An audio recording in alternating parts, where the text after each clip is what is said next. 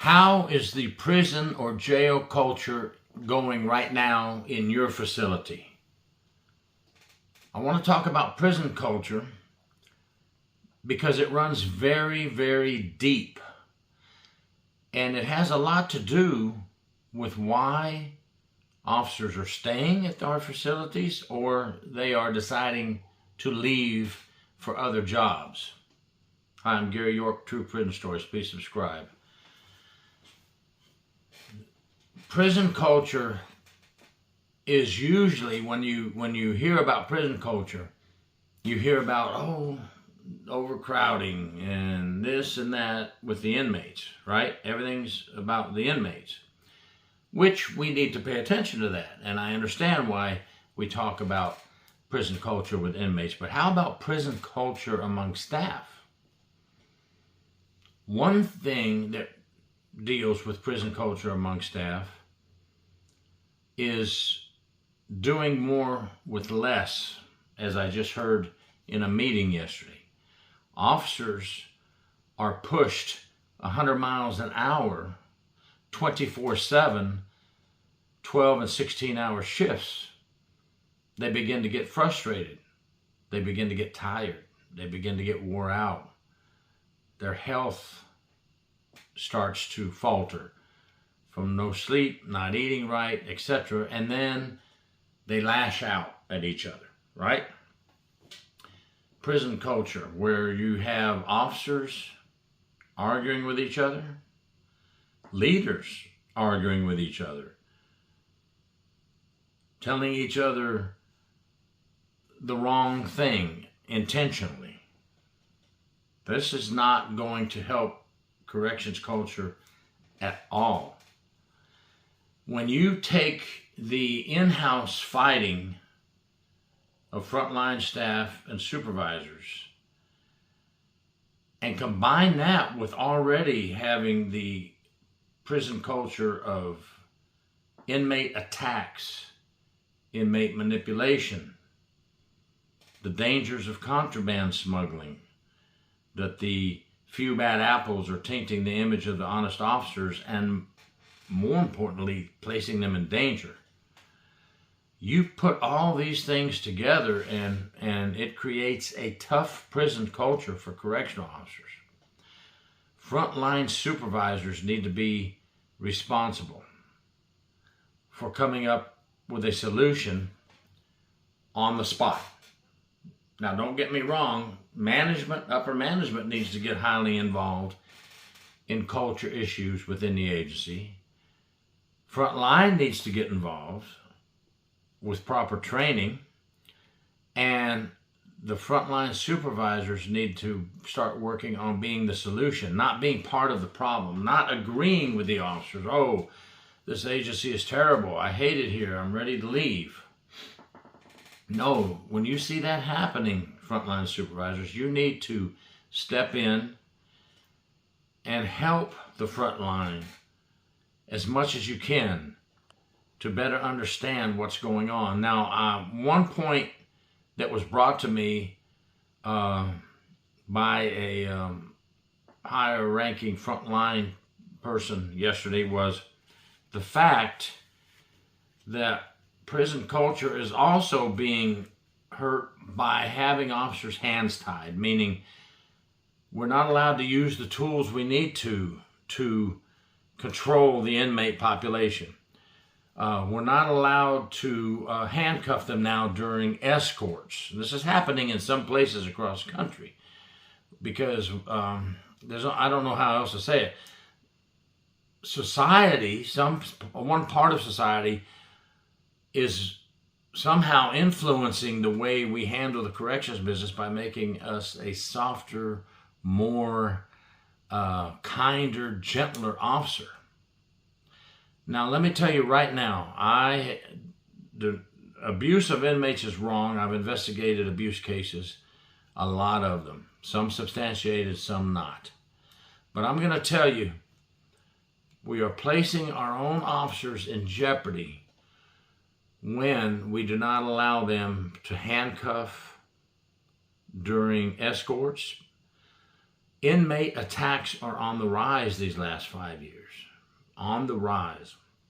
More and more inmates are out of control with contraband cell phones, having parties in the dorm and filming it and putting it out on the internet to the public.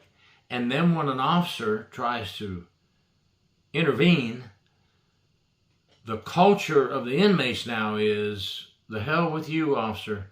I don't have to do what you say. And then the officer tries to enforce the rules and they attack. One of the problems is being short-staffed. As I said earlier, you can't do more with less.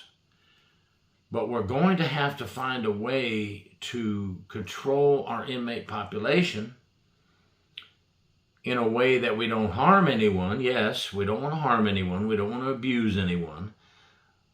But we also want our officers to know that they don't need to be afraid to protect themselves when they're attacked by an inmate. I'm getting reports of officers hesitating when jumping in to help an officer being attacked, hesitating to use force when it is necessary.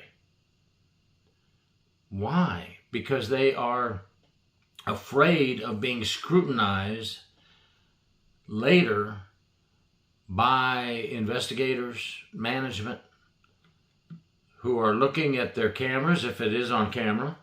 If they have body cams, they'll see it on the body cam. If there is no body cam or camera, they're still afraid of being scrutinized.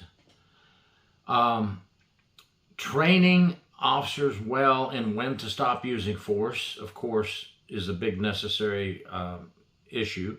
We want our officers to continue working. We want them to know when to stop using force and when it's the right time to use force. But I don't want to deter officers or make them afraid to protect themselves. So prison culture has so many topics we could talk about. I'm gonna hit some highlights just to open your thought and open it up for discussion. There's so many things that happen inside the prisons and jails. The prison culture is huge, and there's many topics that involve the culture of the prison. What happens when we can't trust a fellow officer? Are you going to do your job alone, or are you going to know that someone is there to cover you, take your back when you need help? Are you afraid that your supervisors are going to be scared to speak up for you? You know, a good leader, this is prison culture as well, a good leader will be there to help you solve a problem, not be part of the problem. A good leader will speak up for his staff when he feels they are right. Obviously, if someone's done a big wrong, it's going to be very hard for the supervisor to stand up for them. But in most cases, the officers, in 99% of the cases, the officers are trying to do the right thing, but they have to have supervisors that are going to back them up. This would really help the prison culture if frontline supervisors would be there for their officers whenever they need them and their officers trust them. Now, let's go one step up the ladder. What about the supervisors, the frontline supervisors? Are they afraid to make a decision because of upper management? You know, just like the officer might be afraid to make a decision. Is the frontline supervisor thinking, boy, if I make this decision, which I know is the right decision to help my staff, am I going to get chewed out by upper management?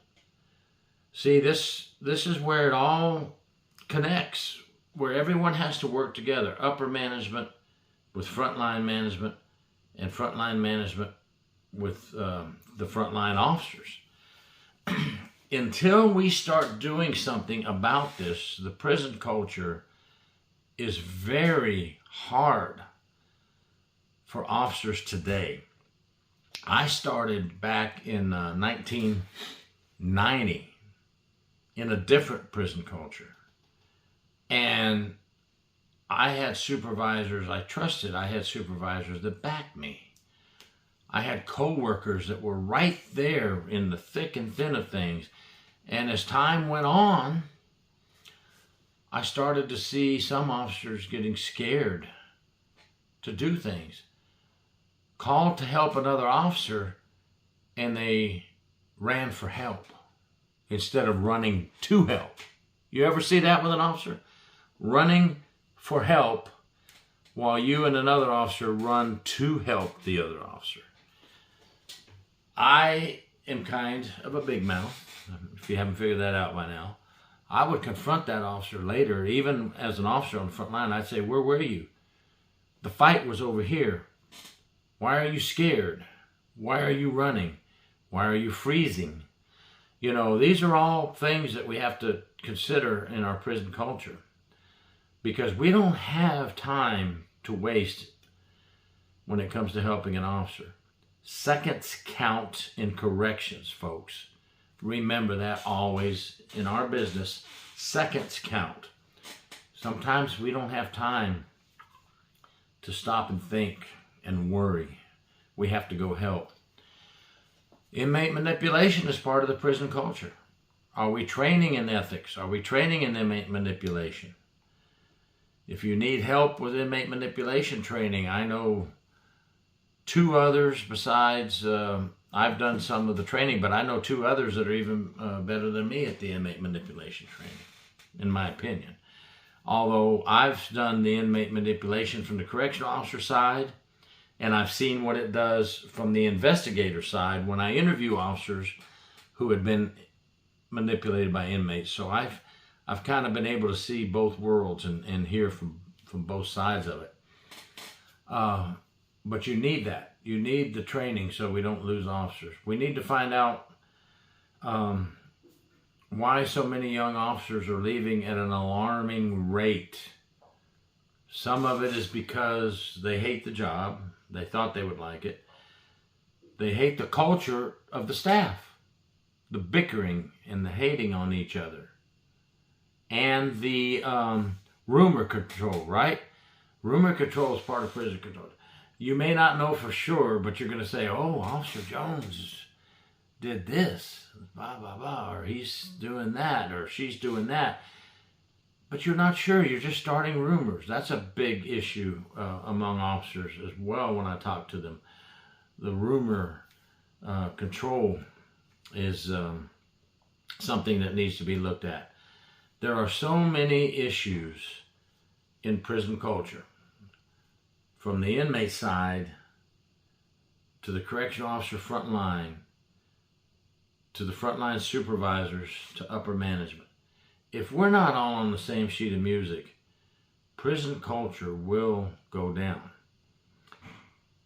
and not for the good. So we have to start now with training and getting together and working with each other. If we don't do a better job helping our officers controlling inmates, and when I say control, for those of you that aren't in corrections, because a lot of people not in corrections, the first thing they say is, oh, yeah, you control them, you beat them, you throw them in a cell and lock the door and forget about them. No, I'm talking about controlling them with discipline, showing them that when we tell you that this is not allowed, something's going to happen. We're going to write you up. We're going to take away something. Your visitation for the weekend. You'll lose your canteen for 60 days. You'll lose your phone privileges for 2 weeks. Something. And we will protect ourselves when necessary. But if the inmates don't know that, if they think, these officers are scared to protect themselves, they're not going to do anything to me. I'll just tell them, get away from me, so what? I got caught with a contraband cell phone. Not much is going to happen. They'll take the phone. I may have to do some discipline, but, I'll just get another one as soon as I get out. And if we don't control contraband smuggling, and I'm sorry to say, how does most of the contraband get into the prison? Don't sugarcoat it, folks.